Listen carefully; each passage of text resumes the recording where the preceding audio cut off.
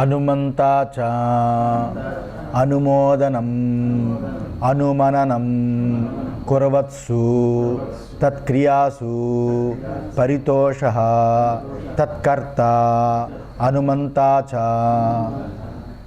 ఉపద్రష్ట అనే దానికి భాష్యం అయిపోయింది. ఉపద్రష్ట తర్వాత ఉపద్రష్టానుమంతా చ. అనుమంతానికి చెప్తున్నాడు. అనుమంతానికి కూడా 3 రకాలుగా చెప్తున్నాడు. అనుమంతానికి కూడా 3 రకాలు చెప్తున్నాడు. అనుమంతా చ అనుమోదనం అనుమననం కుర్వత్సు తత్క్రియాసు పరితోషః తత్కర్త అనుమంతా చ. హనుమంత కాదు, అనుమంత. అనుమంత అంటే ఇక్కడ అనుమంత అంటే అనుమోదించువాడు, అనుమోదనం, అనుమోదించువాడు. అనుమోదనం అంటే ఏమిటి? అనుమోదనం అంటే ఏంటి? ఒప్పుకోవడం, ఆమోదించడం. ఆమోదించడం ఇక్కడ అనుమోదనం, ఒప్పుకోవడం. ఒప్పుకున్నవాడు. ఎవరైనా పని చేస్తూ ఉంటే ఆ పనుల చేత తృప్తిని పొందుతూ ఉంటారు కదా. తృప్తిని పొందుతూ ఉండడం చేత ఆ తృప్తిని పొందుతూ ఆ పని చేయించుండడం చేత ఆ పనులు ఎవడైతే ఒప్పుకుంటాడో, చెయ్యి అని ఒప్పుకుంటాడో, అనుమోదిస్తాడో, ఆమోదిస్తాడో వాడు అనుమంతాచ. ఎవరు? ఈ ఉపద్రష్టనే సాక్షి. ఎవడి క్రియలు వాడు చేసుకుంటే వాడిని సాక్షిగా చూస్తూ ఉంటాడు, అనుమంతాచ. అదే పాపమా పుణ్యమా అనేది వాడు అంతఃకరణ ధర్మం, వాడు ఆలోచించుకోవాలి. ఆ అంతఃకరణ ధర్మ పాపము పుణ్యము 2 కర్మల్ని సాక్షిగా చూస్తాడు, రెండింటినీ అనుమోదిస్తూ ఉంటాడు. అంతే. అతను మాత్రం ఇది పాపం ఇది చెయ్యకు, ఇది పుణ్యం ఇది చెయ్యి అని అతను చెప్పడు. రెండింటికి సాక్షిగానే ఉంటాడు. ఉపద్రష్టాచ అనుమంతాచ.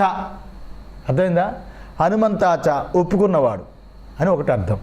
ఇక రెండోది అథవా అనుమంత కార్యకరణ ప్రవృత్తిషు స్వయం అప్రవృత్తః అపి ప్రవృత్త ఇవ తదనుకూలో విభావ్యతే తేన అనుమంత. ఇంకా రెండో అర్థం లేక కార్యకరణములు యందు అంటే దేహేంద్రియాదులు యందు తాను చేరకపోయినా ఉన్నవాడు. దేహేంద్రియాదులు యందు తాను చేరకపోయినా చేరినట్లు కనిపించేవాడు.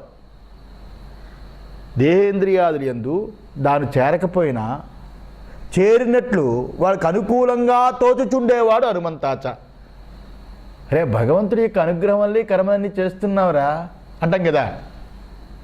వాడు చేరకపోయినా చేరుతున్నట్లు కనిపించేవాడు.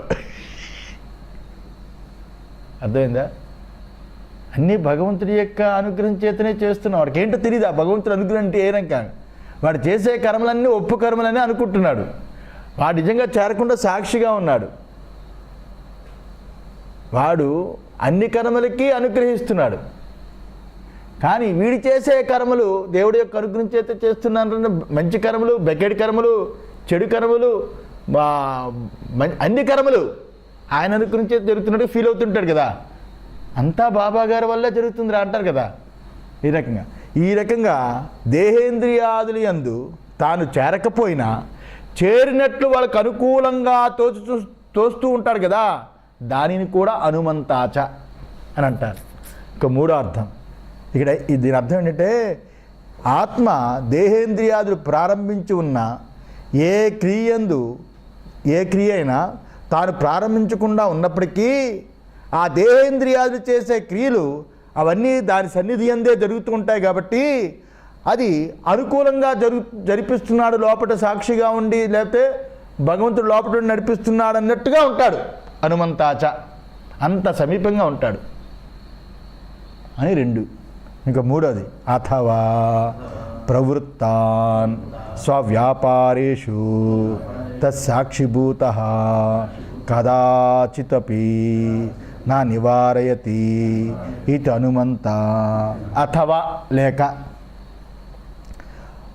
ప్రవృత్తాన్ స్వవ్యాపారేషు వాటి వ్యాపారం యందు అంటే వాటి క్రియలు యందు చేస్తున్న వాటి క్రియలు యందు చేస్తున్న వాటిని సాక్షిగా చూస్తాడే కానీ ఎప్పుడూ ఆపడం అనేది ఉండదు. ఆ దేహేంద్రియాదులు వాటి వాటి వ్యాపారాలు చేస్తున్న వాటిని సాక్షిగా చూస్తుంటాడు. అందుకని ఎప్పుడూ ఆపడం అంటే ఉండదు. అందువల్ల హనుమంతాచ అనే మూడార్థం.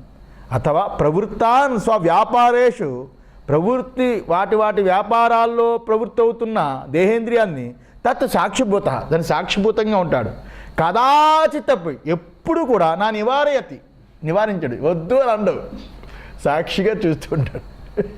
అనుభవించు అంటాడు, సాక్షిగా చూస్తూ ఉంటాడు. అందువల్ల హనుమంతాచ, హనుమంత అని చెప్పబడింది. అందువల్ల అంతఃకరణ వ్యాపారములన్నింటికీ సాక్షి అతను. అతని సాన్నిధ్యం చేతనే కరణాలు వాటి వాటి వ్యాపారాన్ని చేస్తూ ఉంటాయి. అయితే అతడు ఏ కార్యమందు చేరడు అని అర్థం. మొదట రెండు విశేషం ఎందు ఒకటే చెప్పబడింది. మొత్తానికి ఆయన సాక్షిగానే ఉంటాడని. ఇంకా భర్త అని ఉపద్రష్ట హనుమంతాచ, భర్త భోక్త మహేశ్వర అన్నాడు కదా. ఇప్పుడు భర్త అని దానికి చెప్తున్నాడు. భర్త అంటే చైతన్య వ్యాప్తితో పోషించేవాడు అని అర్థం. ఆ భర్త భర్త భరణం నామ దేహేంద్రియమనోబుద్ధీనాం సంహతానాం చైతన్య ఆత్మపరార్థేన నిమిత్తభూతేన చైతన్య ఆభాసానాం యత్ స్వరూపధారణం తత్ చైతన్య ఆత్మకృతం ఏవ ఇతి భర్త ఆత్మ ఇది ఉచ్యతే. భర్త అంటే భరణం, భర్త అంటే భరణము అని అర్థం.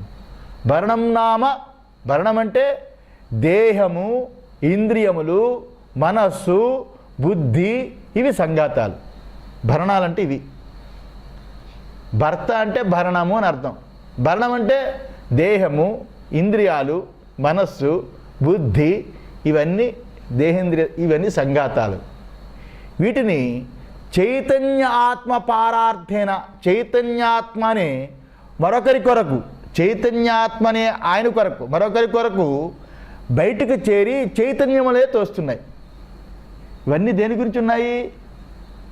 పరార్థేన, చైతన్యం, ఆ యొక్క ఈ దేహము, ఇంద్రియాలు, మనస్సు, బుద్ధి అనే సంఘాతాలు చైతన్య ఆత్మనే మరొకటి కొరకు ఇవి బయటగా ఉండి, ఈ దేహము, ఇంద్రియాలు, మనస్సు, బుద్ధి, సంఘాతం బయటగా ఉండి అవి చైతన్యం వలె తోస్తున్నాయి, చైతన్యం వలె తోస్తున్నాయి.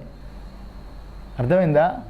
ఇప్పుడు పీఠాధిపతి లోపల ఉంటాడు, ఉన్నప్పుడు పీఠాధిపతి దగ్గర పరివారం ఉంటుంది. వాళ్ళందరూ ఎంత బిల్డప్ ఇస్తారు?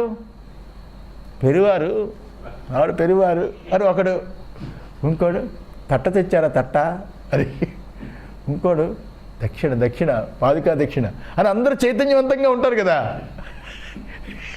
అందరూ చైతన్యవంతం. ఎవరు చైతన్యం చూసి?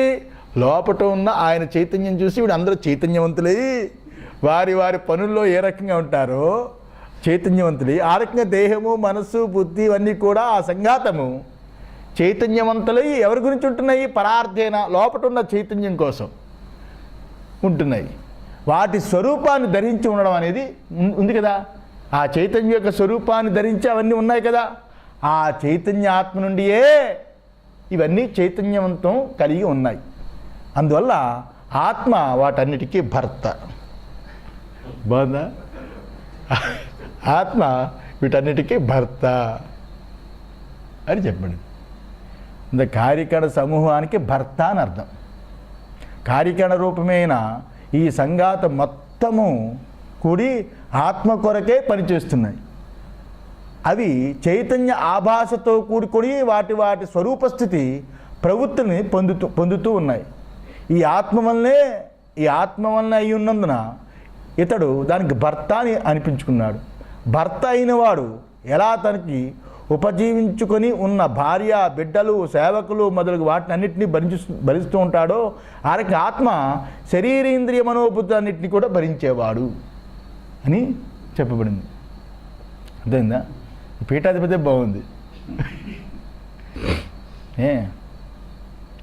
భోక్త అదే ఉపద్రష్టానుమంతాచ, భర్త భోక్త. భోక్త అంటే చైతన్యం ద్వారా ఎరుగువాడు భోక్త. ఇక్కడ వేదాంత పరిభాషలో వేరు భోక్త. కర్మకాండలో భోక్త అంటే దీని గురించి వచ్చేవాడు, తినడానికి వచ్చేవాడు కదా. భోక్త అగ్ని ఉష్ణవతు నిత్య చైతన్య స్వరూపేణ బుద్ధేః సుఖ దుఃఖ మోహాత్మకాః ప్రత్యయాః సర్వ విషయ విషయాః చైతన్య ఆత్మగ్రస్తా ఇవ జాయమానా విభక్త విభావ్యంతే ఇతి భోక్త ఆత్మా ఉచ్యతే. అది ఇక్కడ భోక్త అంటే అగ్ని ఉష్ణవతు నిత్య చైతన్య స్వరూపేణ బుద్ధే సుఖ దుఃఖ మోహాత్మ ప్రత్యయ సర్వవిషయ చైతన్య ఆత్మగ్రస్త ఇవ. ఇక్కడ చైతన్య ఆత్మచేత వ్యాప్తమై చైతన్య ఆత్మచైతన్యం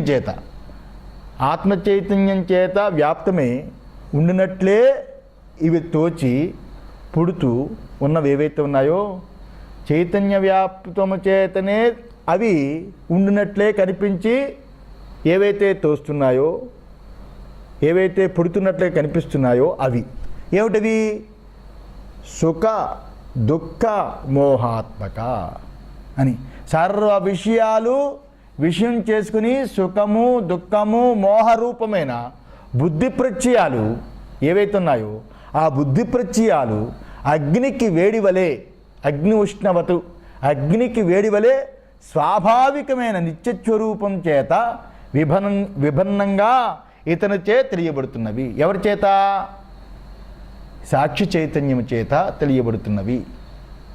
అగ్నికి ఉష్ణము వలె స్వాభావికమైన నిత్యస్వరూపమైన చైతన్యము ఏదైతే ఉన్నదో ఆ అగ్నికి ఉష్ణం ఏ రకంగానో ఆ రకంగా ఆత్మకి చైతన్యము నిత్య చైతన్యము స్వాభావికము. అలాంటి స్వాభావికమైన నిత్య చైతన్యం చేత ఇవి తెలియబడుతున్నాయి. ఏవి? బుద్ధికి కలిగే సుఖమోహాత్మకములు అన్నీ కూడా అవి తెలియబడుతున్నాయి. ఆత్మ చైతన్యం చేతన వ్యాప్తమై ఉన్నాయి. వ్యాప్తమై ఉండునట్లే అవి తోస్తున్నాయి. తోచి పుడుతూ గిడుతున్నాయి, పుడుతూ నశించిపోతున్నాయి. ఆ రకంగానే సర్వ విషయాలు ఆ రకంగా విషయంగా చేసుకుని సుఖదుఖ మోహాదులుగా బుద్ధి ప్రత్యయాలు కలిగి ఉన్నాయి. ఆ బుద్ధి ప్రత్యయాలన్నిటి కూడా అగ్నికి ఉష్ణం ఏ రకంగానో ఆ రకంగా అగ్నికి ఉష్ణం ఏ రకంగా స్వభావము ఆ రకంగా ఆత్మకి నిత్య చైతన్య స్వభావము చేత అవి విభిన్నంగా వేరుగా ఉన్నప్పటికీ వీటన్నిటినీ ఇతని చేతనే తెలియబడుతున్నాయి. ఇతని చేతనే వ్యాప్తమైనట్లు కనిపిస్తున్నాయి. ఇతని అందే పుడుతూ గిడుతున్నట్లుగా కనిపిస్తున్నాయి. ఇతనే వాటిని అన్నిటికీ తెలియబడుతున్నాయి. వాళ్ళు చెప్పినట్టుగా విద్య అవిద్యలు రెండు ఆత్మధర్మములు అన్నప్పుడు అక్కడేం చూపించాడు? సూర్యుడికి పగలు రాత్రి ఏ రకంగా లేవో భూమికే ఉన్నాయో సూర్యుడికి పగలు రాత్రి ఏ రకంగా లేవో ఆ రకంగానే అక్కడ ఆ యొక్క ఆత్మకి విద్య అవిద్యలు రెండూ లేవు. భూమికి ఉన్నట్టుగా అక్కడ అంతఃకరణ ధర్మాలే తప్ప స్వరూపమైన ఆత్మకి లేవు అన్నట్టుగా ఇక్కడ చేరి ఉన్నాయి. అందువలన ఇక్కడ ఆత్మ భోక్త అని చెప్పబడుతున్నాడు. వ్యాపిస్తున్నట్లుగా కనిపిస్తున్నాడు కదా. నిజంగా ఆయన వ్యాపించి వాటిని చైతన్యపరచడు. ఆయన యందే అవి తోచి గిడుతున్నట్లుగా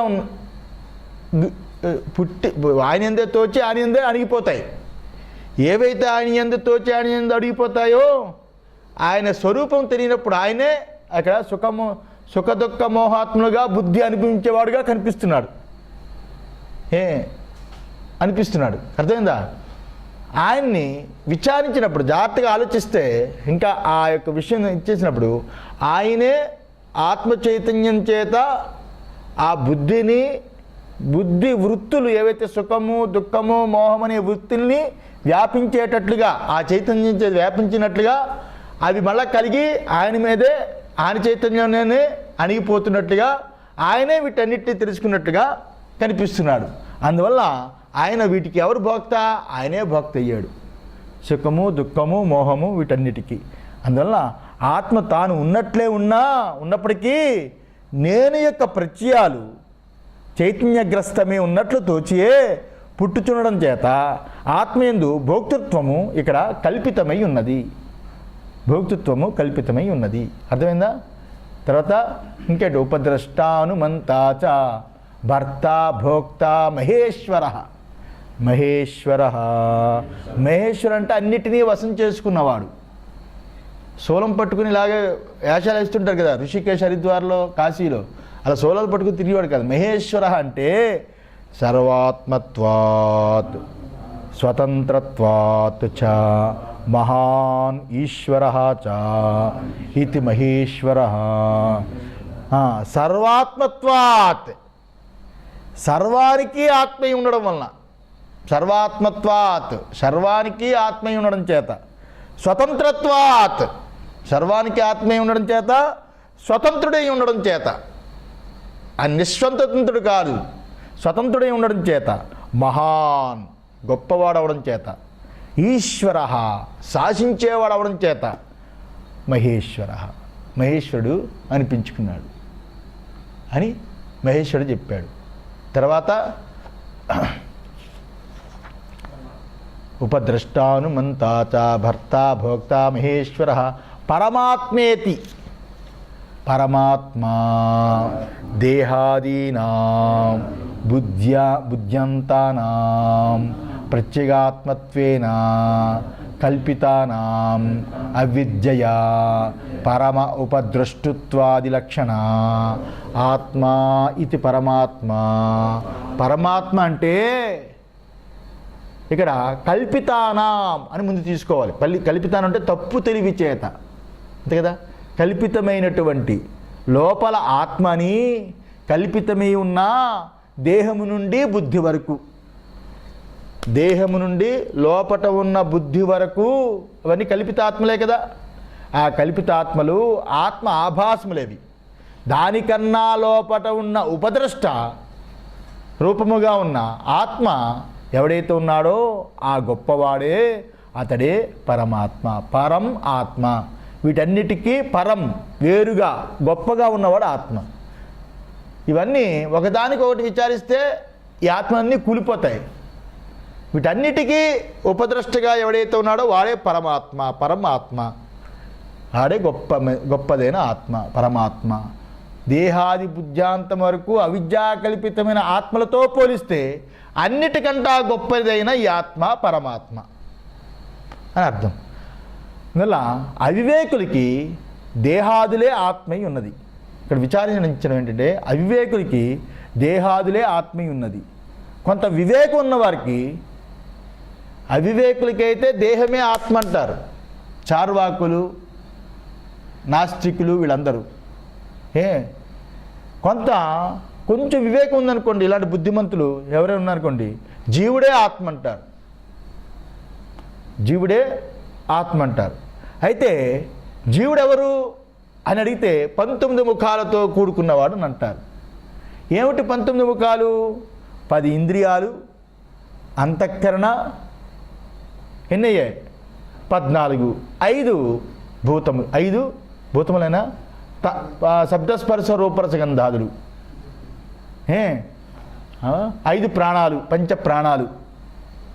10 ఇంద్రియాలు, కర్మేంద్రియాలు, జ్ఞానేంద్రియాలు, అంతఃకరణ, పంచ ప్రాణాలు ఏవైతే ఉన్నాయో 19 ముఖాలు కలవాడు అని. ఏమండి, ముఖాలు లేకపోతే జీవుడు కదలలేడండి. ఈ ముఖాలతో కూడుకుని శరీరం ఉంటేనే జీవుడు ఉంటాడు అంటాం, అంతే కదా. కదా, కాలో చెయ్యో పడిపోయింది అనుకోండి, ఎందుకండి ఆ లోపల జీవుడు వీడిపోతే బాగున్ను అని అంటే అర్థం ఏంటి? 19 ముఖాలతో కళకళలాడుతూ ఉంటే ఆ జీవుడు లోపల ఉంటాడండి, లేకపోతే జీవుడు కదలలేడండి అంటారు కదా. అందువల్ల ప్రాణమును ధరించిన వాడు జీవుడు కాదు. ఇక్కడ ప్రాణాన్ని ధరించిన వాడు జీవుడు కాదు. అది బాగా ఇంపార్టెంట్. ప్రాణాన్ని ధరించేవాడు జీవుడు కాదు. ప్రాణాన్ని ధరించిన వాడు జీవుడు కాదు. ఇక్కడ జీవుడంటే ఇంద్రియముల ద్వారా బాహ్య జగత్తు యొక్క వ్యవహారం చేసేవాడు జీవుడు.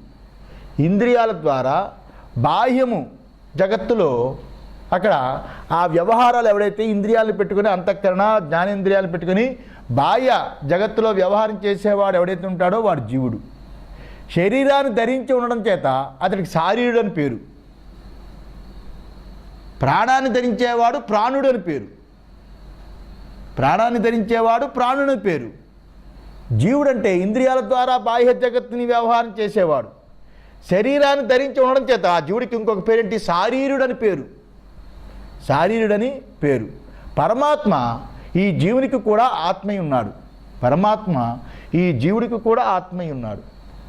దేహాది ఆత్మలు ఏవైతే ఉన్నాయి, దేహాది ఆత్మలు ఆత్మల వలె అవిద్య వలన కల్పితములై ఉన్నాయి. అది ఇక్కడ చెప్పింది.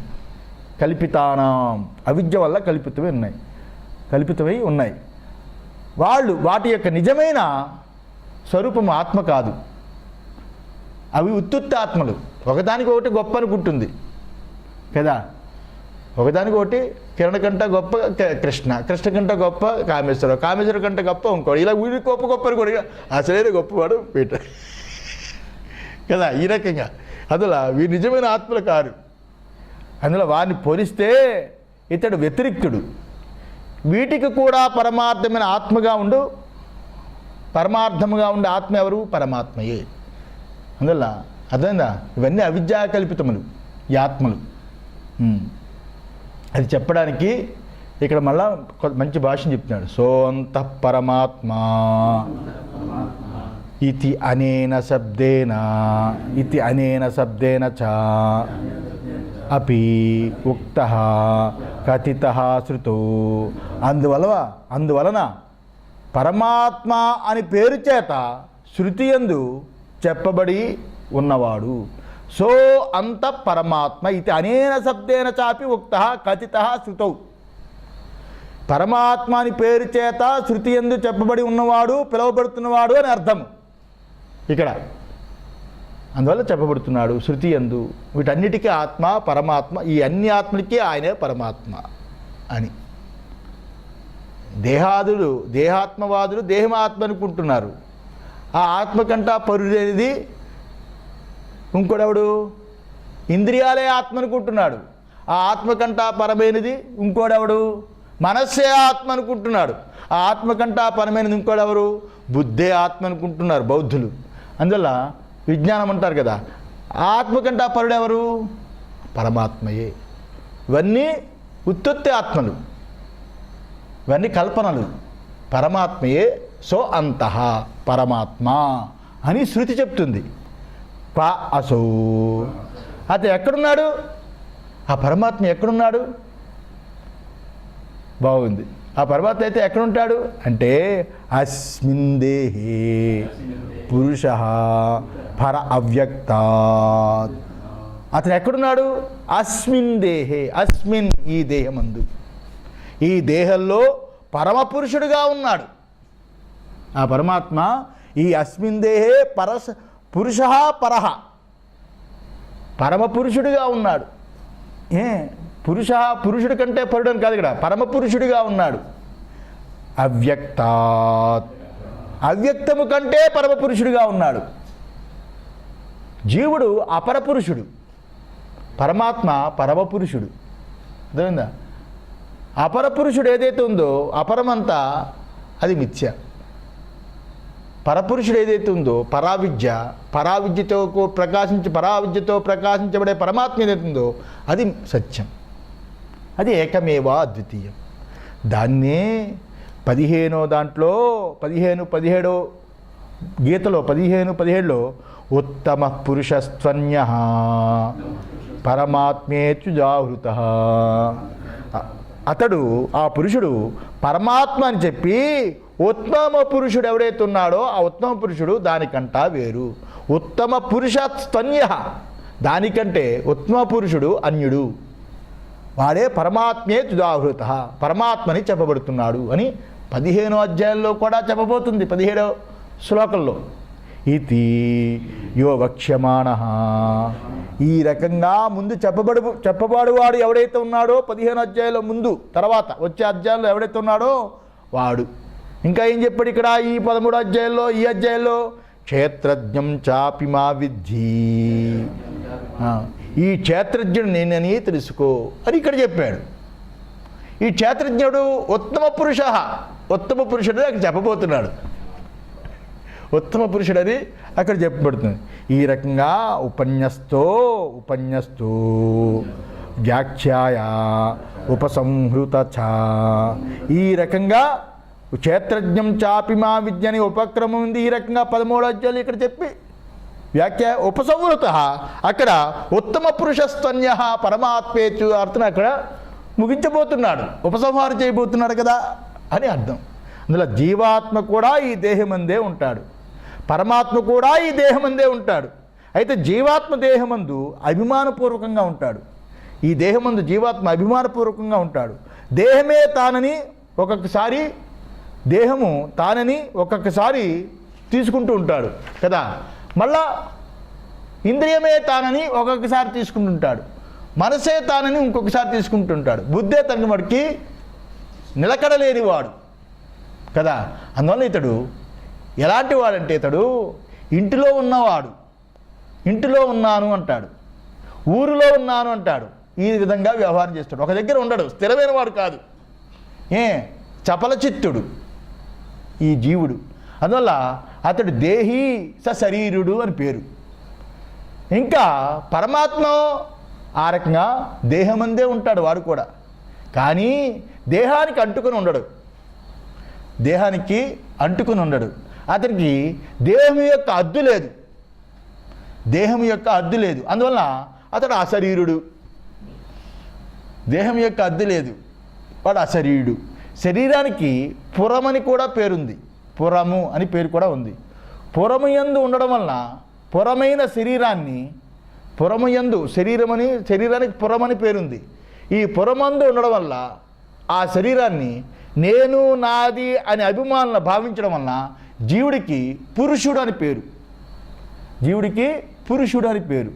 అందువల్ల పురి అంటారు కదా, మేధానంద పురి అంటే పురములో ఉన్నవాడు కదా. అందువల్ల ఇక్కడ జీవుడని ఇక్కడ పేరు.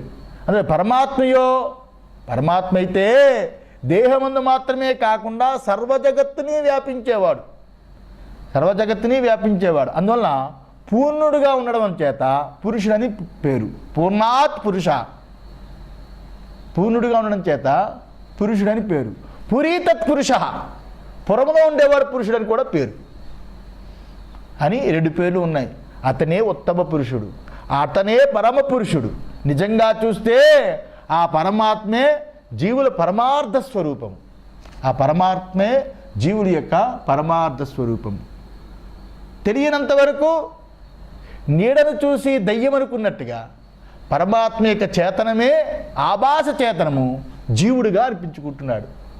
నడుస్తున్నప్పుడు తన నడక యొక్క నీడ రోడ్డు మీద పడితే నాతో దయ్యం వెనక్కి వస్తుందేమో అని స్పీడ్గా నడవడం, అది స్పీడ్గా వస్తుందేమో పరిగెట్టడం, ఈ రకంగా ఏ రకంగా భయభ్రాంతులతో కూడికి తన నీడ తనకే దెయ్యం అనుకుంటాడో, తన స్వరూపమైన చైతన్యమే ఆభాసగా బుద్ధి ఎందు పడినప్పుడు అది జీవుడు అనిపించుకుంటున్నాడు.